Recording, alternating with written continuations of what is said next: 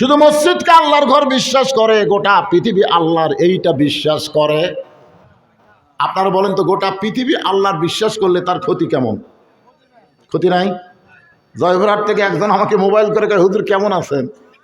তা আমি তো কইলাম আলহামদুলিল্লাহ। আপনি কেমন আছেন? কয় নাউজুবিল্লাহ। আমি কইলাম ভাই নাউজুবিল্লাহ কেন?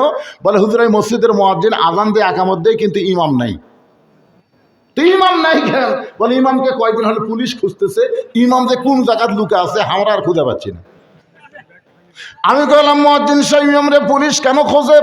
বলে আমি জানি না। বলে জানা লাগবে, তুমি আযান দাও, তোমার আকামতের সামনে মেহরাবে যায়, সেই ইমামকে পুলিশ খোঁজে কেন?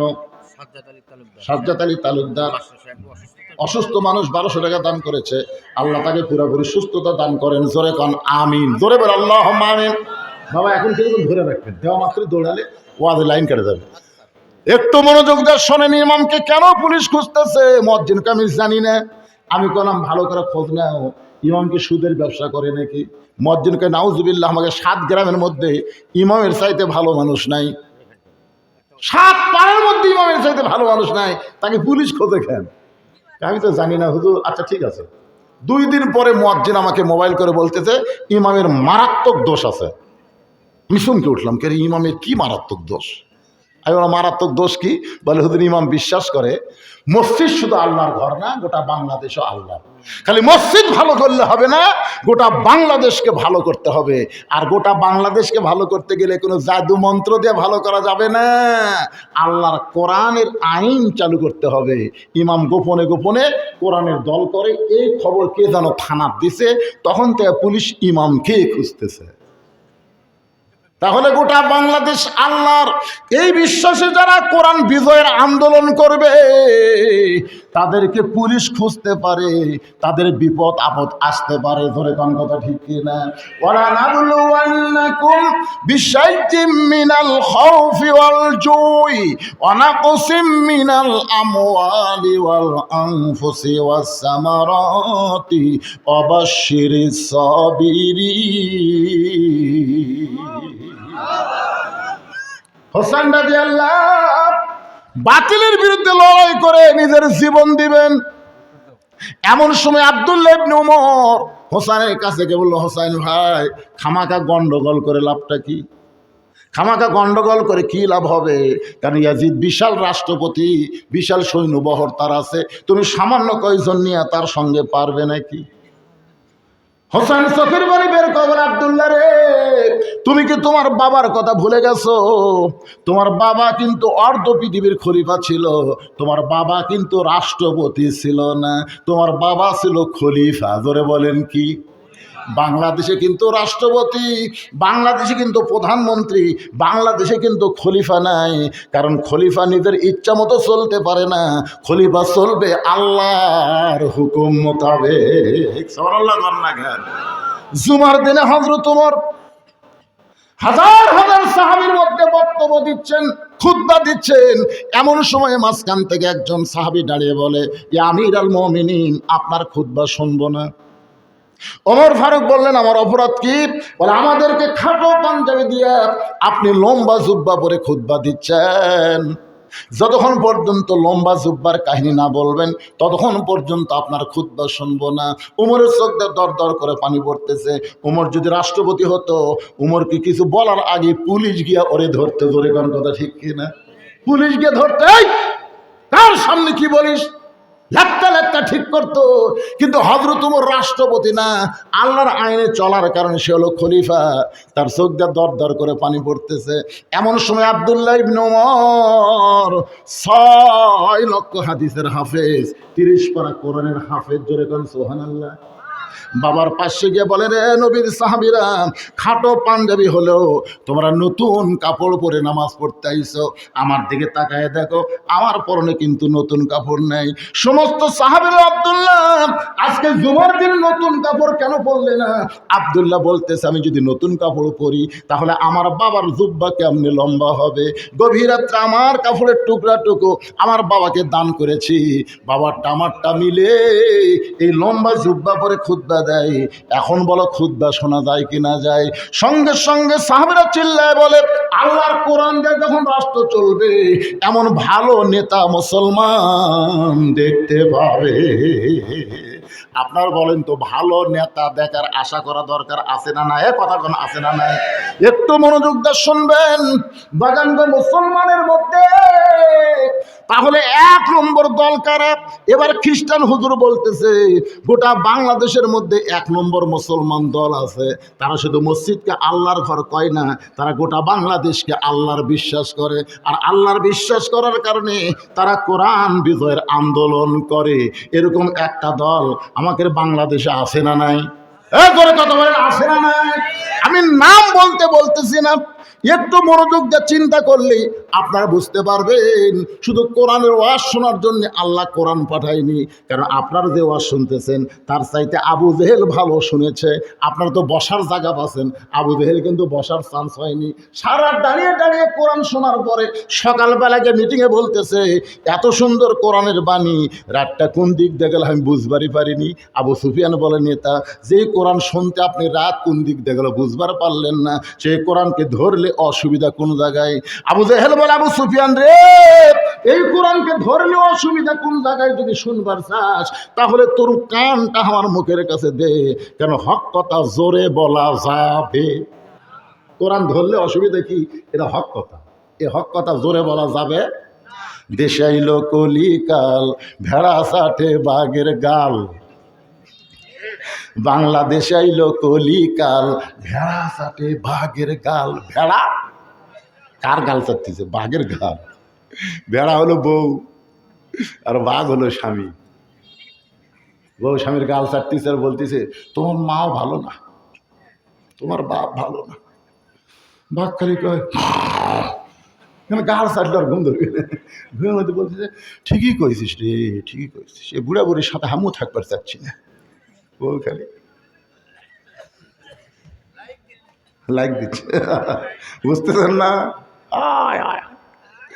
এখন বউ স্বামী লিয়ে তো শেরপুরে বাসা বানাচ্ছে আর বাপ মা ডাকি বাড়ার থাকে। এরকম পাটা আছে না নাই? জোরে আছে না নাই? যে সেইলো কলিকাল, ভেড়া সাথে বাঘের গাল। আসল কথা বললে তোমায় ধরবে রে, হক কথা বললে তোমায় জেলে দিবে রে। জোরে কোন কথা ঠিক না? আবু জেহেল বলতে তোর কানটা আমার মুখের কাছে দে, জোরে বলা যাবে না। আবু সুফিয়ান যখন কানটা আবু জেহেলের মুখের কাছে দেয়, আবু জেহেল ফিসফিস করে বলতেছে আবু সুফিয়ান, এই কোরআন ধরলে তোর আমার নেতৃত্ব থাকবে না, এই ভুয়া নেতাগিরি চলবে না, আসল নেতা হয়ে যাবে আব্দুল্লাহর এতিম পোলা।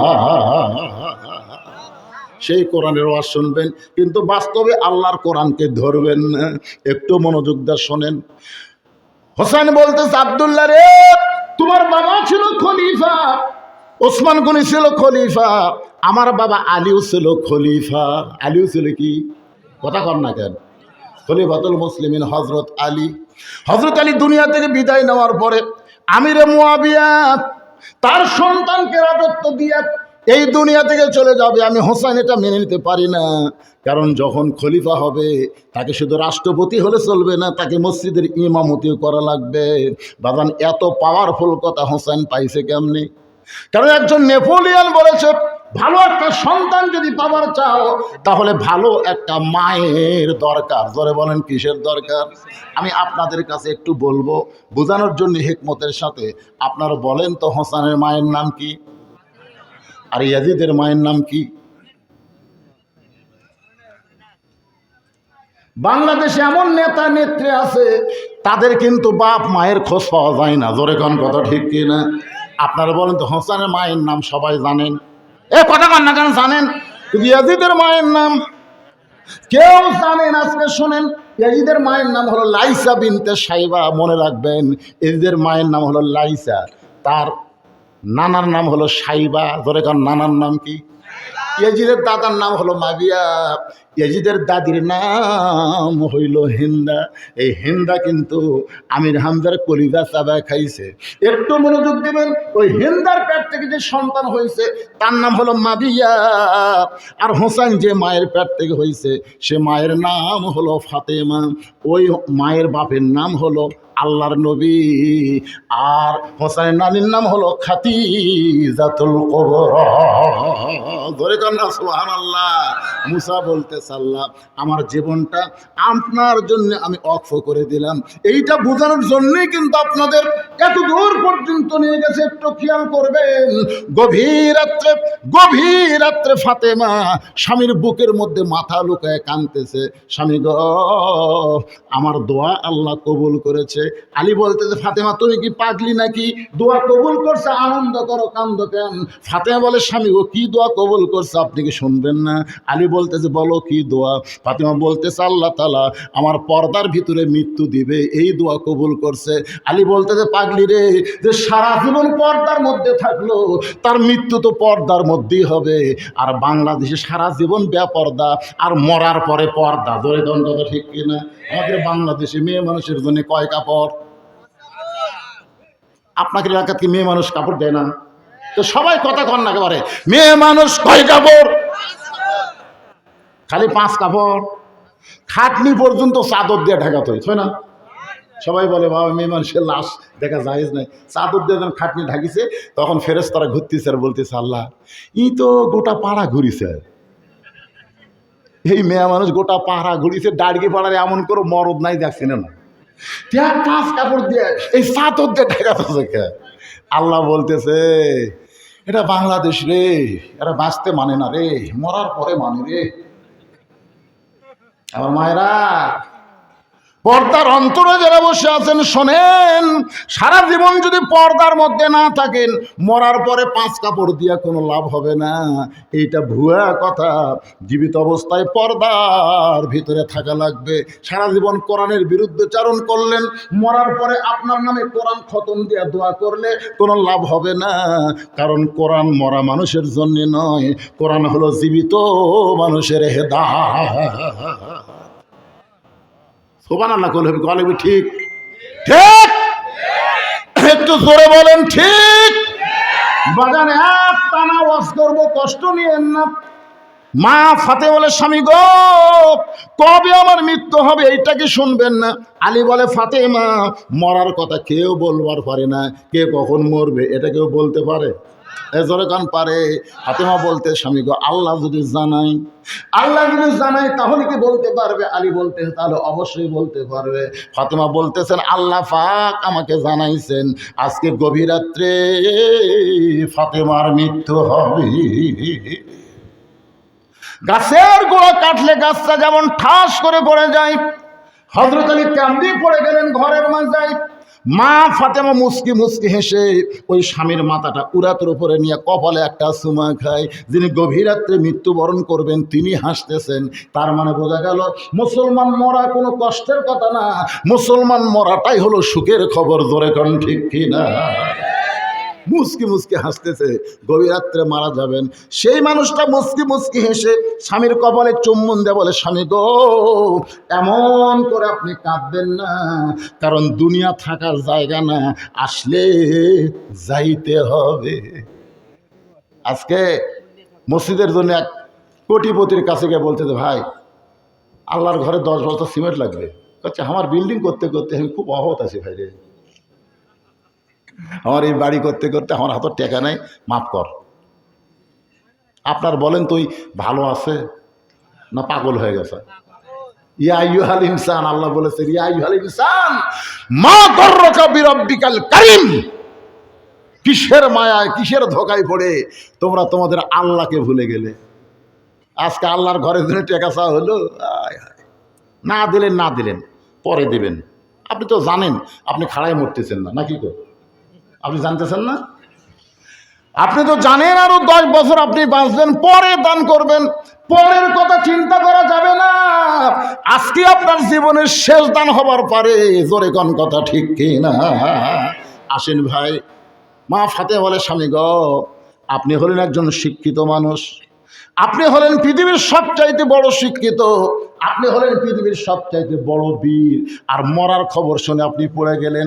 আপনি কি জানেন না আসলে যাইতে হবে? ওগো স্বামী, আমি মরার পরে আমার 3টা চাওয়া আপনি পুরা করবেন। আলী কান্দের বলে, ফাতেমা, দুনিয়ায় গরিব ছিলাম বলে তুমি কিছুই চাইলে না, মরার পরে তুমি কি চাইবা ফাতেমা? বলে 1 নম্বর চাওয়া হলো রাতের অন্ধকারেই আমাকে কবর দেওয়া লাগবে। 2 নম্বর চাওয়া হলো আমার কোনো জানাজার ব্যবস্থা করবেন না। 3 নম্বর চাওয়া হলো আমার লাশটা খাটনিতে তুলবেন না, আমার দেহের ওজন দুনিয়ার কোনো মানুষ যেন বুঝবার না পারে। আপনি আমার কান্দে করে জান্নাতুল বাকির পূর্ব কোনায় সবুজ রঙের একটা বাতি জ্বলবে।